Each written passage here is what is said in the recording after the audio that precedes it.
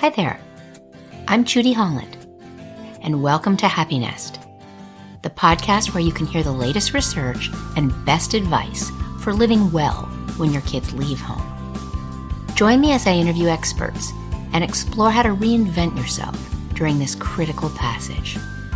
I hope you'll head over to judyhollandauthor.com and check out my new book, Happy Nest, Finding Fulfillment When Your Kids Leave Home. Welcome to another episode of Happy Nest. If you like what you hear, I'd really appreciate it if you would subscribe, rate, and review the show. It's easy to do on Apple Podcasts, or you can go directly to the podcast section of my website at judyhollandauthor.com. I'm here at the University of Pennsylvania with Annette Lareau, a superstar sociology professor and author of Unequal Childhoods, Class, Race, and Family Life. Her ideas are so compelling that Malcolm Gladwell discussed them in his famous book, Outliers. Annette studies family life. She's interested in how the socioeconomic position of children and parents affects their experiences. She's currently embarked on a great new project. With a grant from the National Science Foundation, she's exploring the blessings and challenges of families with high net worth. Speaking of gold, Annette has a golden academic resume. She's been president of the American Sociological Association and got her PhD from Berkeley.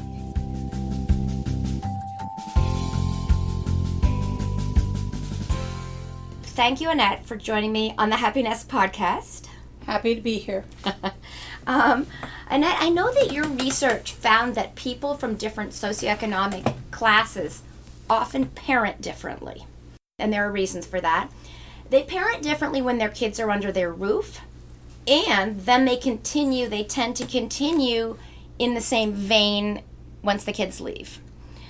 So that's what I'm interested in talking about to start with. My understanding, though, is that if you parent really intensively, that can lead to your failure as an empty nester, as a parent, to build healthy social networks. Why would that be? Well, I think this is an emerging field because styles of child rearing change a lot, and I'm not sure we know for certain the relationship, but we do know that there are differences in how people parent based on their social location. So based especially on their education, their jobs. So we have upper middle class people who have college degrees or advanced degrees and have professional jobs. And it is clear that they parent mother and father differently than parents who love their children very much but have high school education, high school dropouts, and some kind of blue-collar job. Mm-hmm. And the difference especially is how parents see their role and how they see their children. And middle-class people see the world as the children's oyster, that they say the children can do anything they want. This is not true, actually. But they say, I don't want him to be Mozart, but I want him to learn how to play the piano. I want him to be exposed to things. I want her to travel. I want her to take music and go to computer camp and do whatever they want. And so they want them to have interests. And so the parents enroll them in many organized activities when they're younger. Because they can afford it. They can afford it. But also they see this as part of the development of the children's individual interests. Mm-hmm. There are sometimes that kids from working class families have organized activities, but it's just more like, oh, he wanted to, and so I said okay, or kept him off the street. It's not the same notion that I want her to try things out. I want her to develop her skills. I want her to see what she's interested in. Mm-hmm. Mm-hmm. Interesting. And I think you coined concerted cultivation, right? Did you coin that? I did. It's a gardening analogy. The idea is that the comparison is with the accomplishment of natural growth. Just like wildflowers are beautiful and flowers in a greenhouse are beautiful, but they're different. And there's some belief that upper middle class kids, they're in some ways more dependent on their parents. Their parents provide a lot of help and guidance. I'm doing research on first-generation college students, and first-generation college students whose parents don't have a college degree get to college, including elite colleges such as Princeton, Yale, Penn, and they're astounded by what the middle-class kids can't do. They don't know how to do their laundry, the middle-class kids. They call their parents all the time. I've been in cabs with other upper middle-class parents, and their kid is calling from across the country. We're in New York, they're in Los Angeles, and they say, Mom, how do I get across town? Or how do I rent a car? Or how do I do this? Oh, and interesting. So, how do I mail a package? I had a professor from Yale tell me, a psychiatrist who teaches at Yale, telling me that his son called to see how to UPS a package. That's a good example. He said, well, you get a box and you get some tape, and then you wait in line like the rest of us. Yes. So just basic life skills are sometimes hard for the upper middle class kids to have, but they're also more dependent on their parents as they get into adulthood. So they're more dependent. What are the advantages, though, the upper middle class kids have when it comes to going to school, getting jobs later, vocabulary building, things like that? What types of advantages do they have, and do those advantages in some ways bring them farther?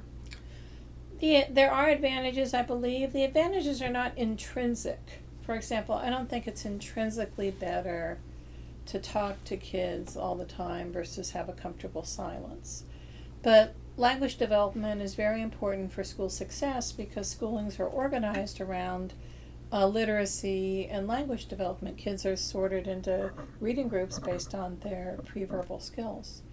And also we know in job interviews that people count a lot on if the people look them in the eye or shake their hand or at ease with adults. Lauren Rivera from Northwestern wrote a very interesting book, and she studied very elite people. And they really said they wanted people who if they were stuck in a snowstorm in Minnesota for 2 days, would people be fun to hang out with? They wanted friends. Mm-hmm. So they picked people like them. Mm-hmm. Mm-hmm. Interesting. Okay. So let's shift now to empty nesters, since that's our audience on Happy Nest. What's the problem with concerted cultivation with regard to parents and the time they spend with kids versus with other adults, the relationships they have? When they're raising kids, especially if they have more than one child, middle-class parents who are doing concerted cultivation are busy. Their kids have lots of organized activities. Sometimes they have travel activities. And one child's activity trumps other things going on in the home. So it goofs up dinner, it sometimes goofs up weekends, sometimes there are conflicts with family reunions, graduation parties, other things. And parents and children have to make difficult decisions over what's more important. And sometimes, not always, but sometimes, often, middle-class parents invest in the kids and the kids' activities. Oh, he'd be so disappointed if we didn't go on this travel or this tournament. And so this because life is a zero-sum game, there's only so many hours in a day, this means that, for example, middle-class kids tend to spend less time with their cousins and their aunts and uncles than they do in working-class families. Mm-hmm. And some people, not that I've studied them, but in my life, people report just a huge change when their children learn how to drive and when their children move out of the home, because for so many years, the family life was really centered around the kids. So when the life revolves around the child, doesn't the child necessarily develop a sense of entitlement, a certain view of the world? I believe that's the case, yes. I believe that middle-class kids are taught over and over again that they're special and that their opinions matter.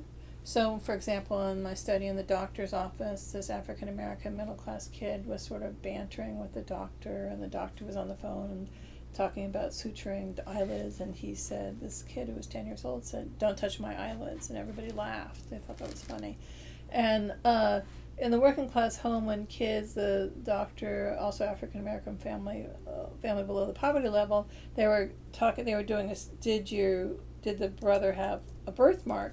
And the daughter was very excited, and she says, I have a birthmark. And the mother was like, hush, because she didn't want to bother the doctor and take valuable time.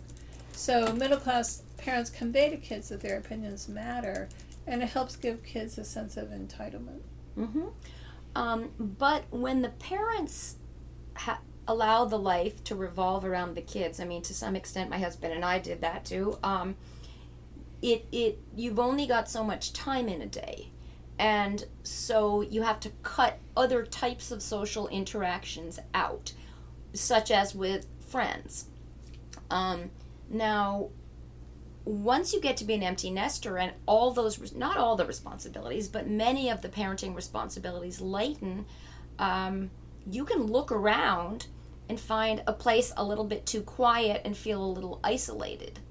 So I guess my question is, what about isolation and social interaction of the parents, of the empty nesters?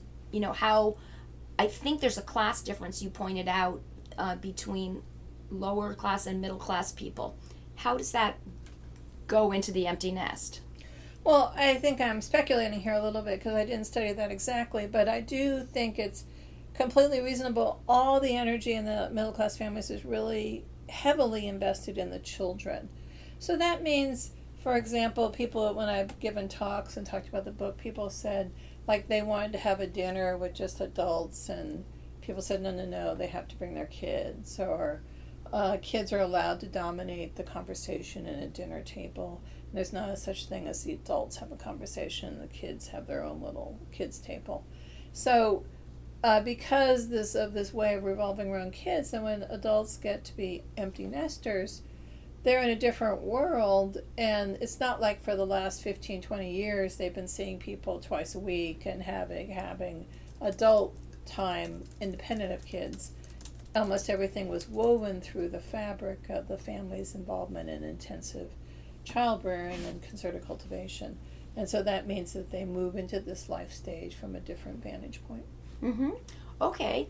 So again, then after the kids leave, you and I had a conversation for my book Happy Nest about what happens after the kids leave, and my understanding was that intensively involved parents don't just stop being intensively involved, right? They've got a certain path of momentum. So describe for me, you've talked, maybe you talk anecdotally, you've talked about friends, and I don't know to what degree you've studied this, but many of these parents continue till the kids are 30 or beyond, decorating their apartments, doing things for them. Tell me about that, and then is that where's the line? Well, absolutely. I'm doing a study of first-generation college students, and they are largely independent. When they apply to college, they do their FAFSA, they send in their parents' tax forms, they do the college application, they do the college tours, they do everything by themselves.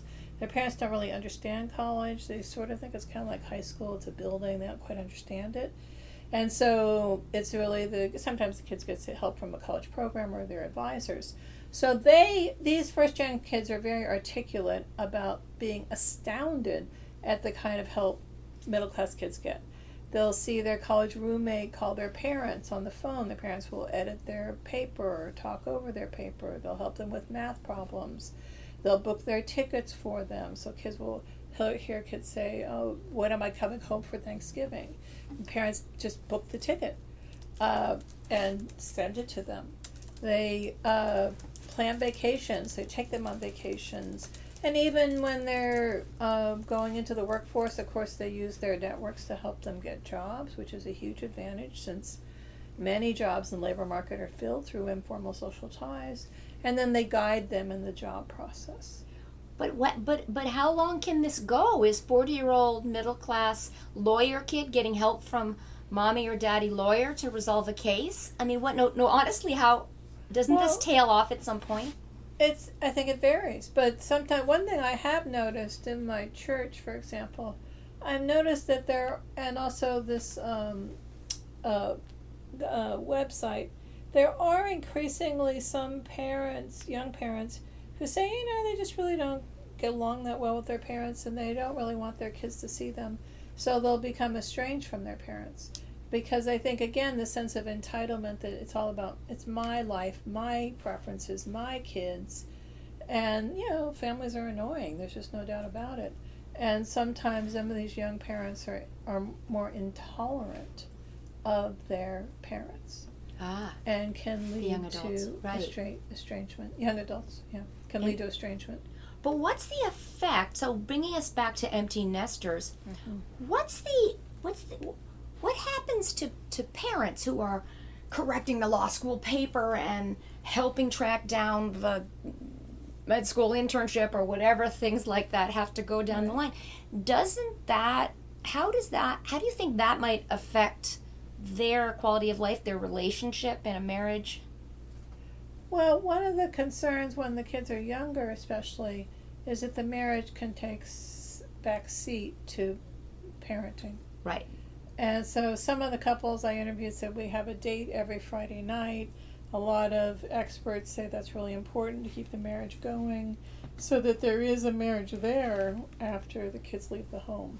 Because there are ways in which people become excellent parents, but the actual marriage itself can fray. Right. In fact, there's data. I've looked at data that 2/3 of parents with kids, with teenagers, experienced a significant downturn just in their happiness and sense of the union. Kids are hard on a marriage. The highest level of marital happiness is before kids are born, and it doesn't really go up until kids leave the home. So there is research that suggests marriage happiness does increase after kids leave the home. Right. And there's a way in which it's a relief and not as much pressure on the marriage to have the kids out of the house. But not all kids leave the home. There are kids with disabilities, with mental health issues. There are kids that bounce back and have drug problems. So for many people have that sense of freedom, but I think people have varying degrees. If your kid has a learning disability or depression or something like that, parents are often involved in the empty nest, I think. That's right, and I think there is this huge emphasis on perfection, when in fact, life is hard. A lot of kids have a lot of challenges, as do a lot of parents and marriages, and there are accidents in life, tragedies in life. And so I think our conception of young adulthood when you're middle class, again, going back to this thing, he or she can do anything he wants, it's not realistic. Mm-hmm. There are going to be hiccups in life, and there are going to be failures, and failure is appropriate when you're young. And I just saw a tweet by somebody who just got tenure at a distinguished university, and he wrote, I had to repeat 5th grade, and they said I had a huge learning disability, and they didn't know if I was ever going to go to college, and now he's a tenured professor. And so I think sometimes in colleges, sharing those hiccups that young people, that everybody has faced in life, can be helpful. Perhaps as a parent, sharing those hiccups when your kid goes and struggles with calculus at school, and you say, oh my gosh, you should have seen what happened to me in algebra. That's right. And also giving kids permission to fail. Right. I mean, kids are going to make mistakes. They're going to do knucklehead things. And trying to both set high expectations and warmth, but also recognize that knucklehead decisions are part of life. Right. And there are blessings to a skinned knee. Yes, that's right. Right.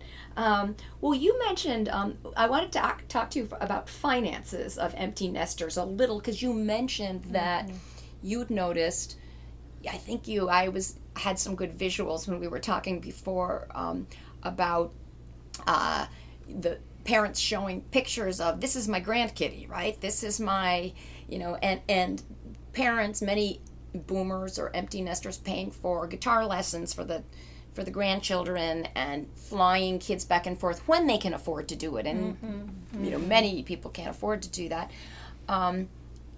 I'm wondering if there's some sort of rule of thumb or some kind of line there, because there is also a trend that our friend Jeffrey Jensen Arnett points out, whereby the bank of mom and dad is being depleted, and it's really putting a pinch on finances of people who would like to retire.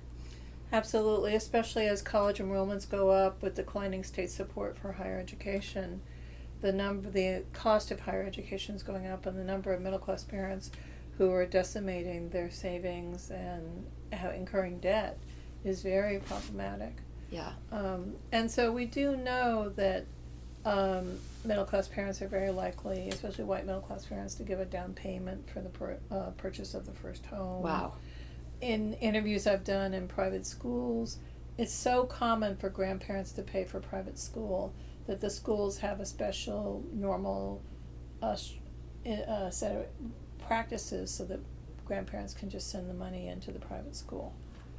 So it is common, I think, for elite parents to pay for summer camps, private schools, vacations, etc. But perhaps not leaving them financially comfortable. That can be the case. Right? I think that might go right. too far in places. That's right. The savings rate for retirement is scary. Yeah. And then a number of Americans who are likely to have trouble because Americans are living longer. Right. Half of people over in their mid-80s have dementia. And so the quality of life and the resources they're going to have when they're older sometimes can be thin. And sometimes it's because parents are giving so much to their kids and grandkids. So maybe as an empty nester, you need to think, what if I live till I'm 95 or 105? That's what the models want you to do. They want you to expect you live till 95. Wow. Which is perhaps reasonable, right? Yeah. Perhaps. What advice might you have for empty nesters in terms of finding the right balance between time for your offspring, yourself, and the relationships that matter most to you? Well, I think we have to talk about mothers and fathers and grandmothers and grandfathers. Arlie Hochschild wrote this great book called The Second Shift about when women did more housework and childcare. And some people think grandparents is the second shift, the second time. So it's really often grandmothers who are so intensively involved, who are talking to them, who know all the names of the kids' friends and who are there helping with childcare. And the grandfathers tend to have, as always, grandfathers and fathers provide humor. They make everybody laugh. They're funny, but they have a different role. Yeah. And so there is variation, but I think there is stigma for grandmothers who don't have grandchildren. It's very common to ask women in their 60s and 70s, oh, do you have grandchildren? Ah. And women, when they say no, they often shift uncomfortably in their chair and look a little uncomfortable because, and also some people have, there was an article in the New York Times about grandchild lust. Sometimes grandmothers are just dying for their kids to have grandchildren. And I think there's social pressure on families for there to be grandparents and also for grandmothers especially to be heavily involved in their grandchildren's lives. Mm-hmm. Well, what about, so heading toward wrapping up here, Annette, how, after all this amazing research you've done and all this stuff you've looked at in these great award-winning books that you've written, how do you best position? Do you have some tips or ideas that you would just get off the top of your head after looking at all this? How do you best position your young adults to thrive once they've become fledglings? Do you have any warning signs or any ideas in that regard? We're all looking for that. Well, I'm not sure I'm the best person to say this, but I think that what the psychologists say is that you want to give kids a chance to fail in an appropriate way, especially in high school, especially in middle school and high school. But also it's never too late. You can always set boundaries and you can always, but I think one thing to pay attention for is, as the grandparents, the empty nesters, how is your heart? Are you doing something with a whole heart or do you feel resentful? And I would take your temperature on that. Like, how do you feel? Because I think if you're doing with a whole heart, then it's really up to you and your children. But if there's things that you feel resentful or angry about, then I think you really want to pay attention to those feelings. And resent is probably somewhat transparent. If you feel resentful, even though you're paying extra bills and doing extra babysitting and doing all those things, that's probably apparent, and it probably will strain the relationship somewhat, which is the very opposite of what a parent is trying to do, an empty nest parent in particular. That's right. I remember a psychologist once told me that resentment can be toxic to relationships. And you really want to dig out what's the source of the resentment, and then sometimes make changes that will help you feel better. So that's great. And a resentment is a red flag. We see or we feel resentment and we say, I see the line. And if it creates resentment, then I'll back away from it. That's right. That's I'll right. back away. And that's a highly personal decision. And sometimes for you, it may not be that big a change. It might be $100 a month, which is a lot, but it's not that. I mean, you have to think, what is it that's bothering me about this situation, and what would I like to be doing differently? And I have a friend who's a medical doctor, and she always said, in a crisis, you want to gather information, evaluate. Gather information, evaluate. And one thing that's tricky about raising children is that they change all the time.